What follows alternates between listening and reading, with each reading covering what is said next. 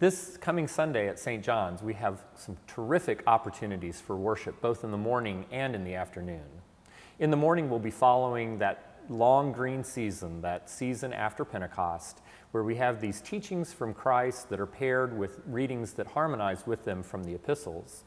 And both the epistle lesson from a section of one of Paul's letters and the passage from the gospel, from Luke's gospel, talks about hungering for faith and how we can seek out faith and embody it in our own lives. And the prayers and the music speak to that hunger and that desire to be a vessel for God's presence here in the world, something that we take very seriously here at St. John's. So you'll notice in all of the prayers and the hymns, this commonality, this theme recurring about asking for faith and being granted that gift of faith.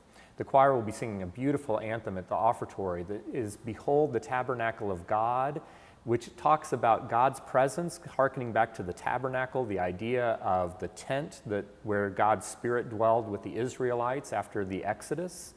And the text says the tabernacle of God is with people, and it is indeed us. It is the faithful. It is those of us who are seeking God's presence. We are that tabernacle, and that we can have that faith indwelling with us. I'd also like to call your attention especially to the communion hymn. It's a really wonderful poem just to read on its own. It's by George Herbert, who was a 16th century Church of England clergyman, but it has some beautiful thoughts about how we can, in faith, turn every action that we take, every mundane action, even sweeping the floor, as a way to express our faith in God.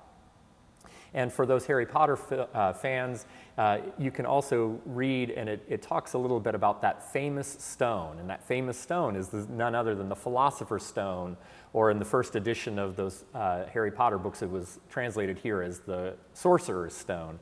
But it uses some of the imagery of alchemy to talk about how faith can take things that are very mundane and turn them into the gold of Christ's presence in the world.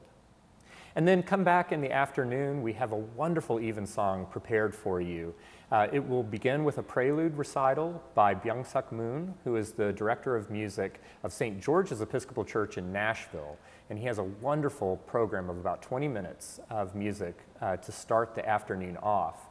And then a service that is built around the feast day of St. Francis of Assisi.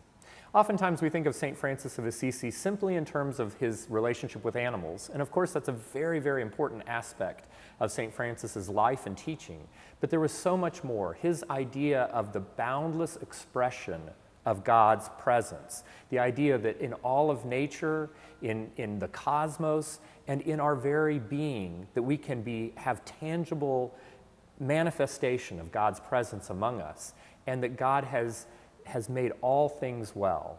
And this idea of the universality of the goodness of God is so central to that Franciscan mindset. And so our evensong will really have some beautiful images of how God's universality is something that we can experience, even as big as it is. The psalm appointed for St. Francis is Psalm 121. I will lift up my eyes to the hills, from whence cometh my help. And this is very traditionally sung with one particular chant by Henry Walford Davies, a musician who was the organist and director of music of the Chapel Royal at St. George's, Windsor. And for those who were following just a couple of weeks ago the events of Queen Elizabeth's funeral and committal, as she was brought into the chapel, Windsor Chapel, this psalm was chanted. And it has that plaintive quality of looking up to the hills for help.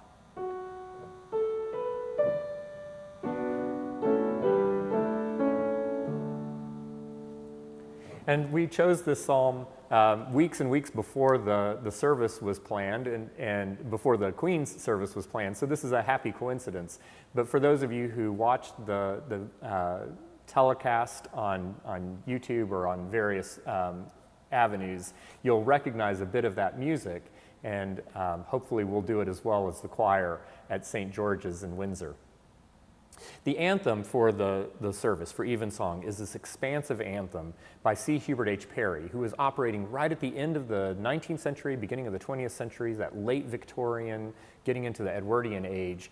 And it's this beautiful work called Hear My Words, Ye People, and it expresses how great God is in manifesting God's self to us. And the central theme is that God's mercy is over all. God separates our weaknesses and our sins away from us as far as the east is from the west. You know, it cannot be measured how far away God protects us and keeps us. And this very large verse anthem that's in many sections and has some solos ends with the full choir singing that rousing tune that we now sing as a hymn, "O Praise Ye the Lord."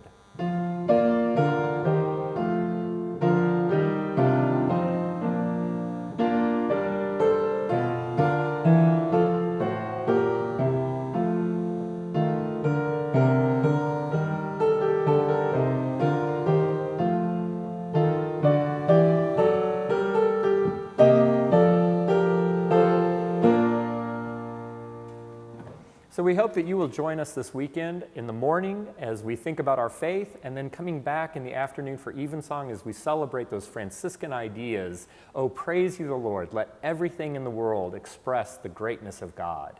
We hope that you will express that faith with us here at St. John's this weekend.